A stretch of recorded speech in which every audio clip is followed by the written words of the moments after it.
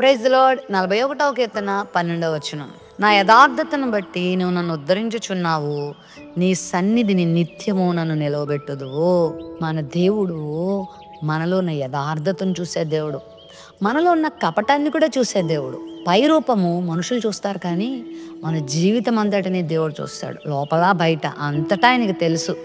అందుకే సమూయేలుతో యెషయి ఇంటి దగ్గర ప్రభు ఇదే మాట అంటాడు, ఇదిగో యెషయి, నువ్వైతే పై రూపాలు చూసి వాడు బాగున్నాడు వీడు బాగున్నాడు అనుకుంటున్నావు, కానీ నేను మనుషుల పై రూపాన్ని లక్ష్యం చేయను, నేను హృదయాలను లక్ష్యం చేస్తాను, నేను మనసులను చూస్తాను, అంతరంగాన్ని చూస్తానని ప్రభు మాట్లాడుతున్నాడు. చాలా మంది నేటి దినాల్లో పైకి చాలా మంచి వాళ్ళగా, మర్యాదస్తులుగా, ఇతరులకు ఏదో మేలు చేసేసేవారిగా, ఇతరులని ఏదో ఆనందింపచేసేసే విధంగా ప్రవర్తిస్తూ ఉంటారు, కానీ వాళ్ళ ఉద్దేశం చాలా కపటమైనది.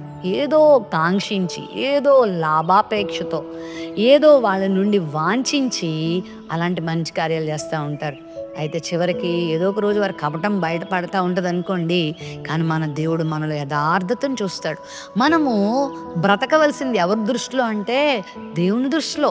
దేవుడు మనల్ని చూస్తున్నాడు అన్నట్లుగా మన లోకంలో బ్రతకాలి. ఒక మాట మాట్లాడినా, ఏదైనా ఒకటి చూసినా, ఒక పని చేసినా, ఇది మంచి పనా కాదా, ఇది దేవునికి ఇష్టమైందా కాదా. దేవునికి ఏది ఇష్టం కాదు? దుర్నీతి దేవునికి ఇష్టం కాదు, దేవునికి అవినీతి ఇష్టం కాదు, దేవునికి అపరిశుద్ధత ఇష్టం కాదు. మనం నమ్ముకున్న దేవుడు పరిశుద్ధుడు, మనం నమ్ముకున్న దేవుడు నీతి న్యాయాలు కలిగిన వాడు, మనం నమ్ముకున్న దేవుడు నీతిమంతుడు, పవిత్రుడు.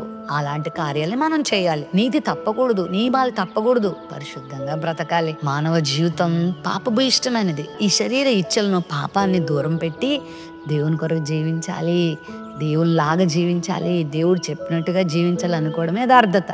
మరి ఆ యథార్థంగా మనం కనుక ఉన్నామనుకోండి, దేవుడు మనం ఉద్ధరిస్తాడు. ఏదో ఒక రోజు నీ యథార్థతను దేవుడు బయటికి తీసుకొస్తాడు, తన సన్నిధిలో నిన్ను నిలవబెడతాడు.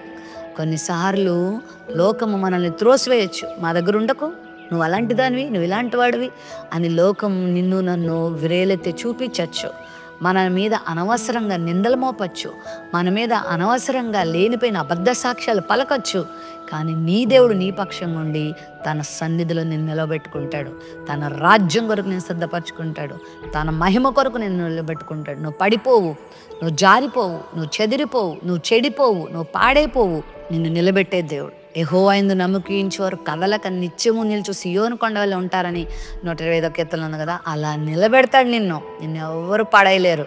పాడేస్తున్నారు, నన్ను ఇలా చేస్తున్నారు, నన్ను అలా చేస్తున్నారు, నన్ను బ్యాడ్ చేస్తున్నారు, నన్ను అవమానిస్తున్నారు, నా మీద చెడ్డ మాటలు పలుకుతున్నారు, అందరిలో నన్ను నీచంగా చూస్తున్నారు, నన్ను ఇబ్బంది పెడుతున్నారని బాధపడుతున్నావా? ఇదిగో దేవుని సన్నిధిని దేవుడు నిలవబెట్టబోతున్నాడు, నేను ఆయన ఉద్ధరించబోతున్నాడు. కృంగిపోవద్దు.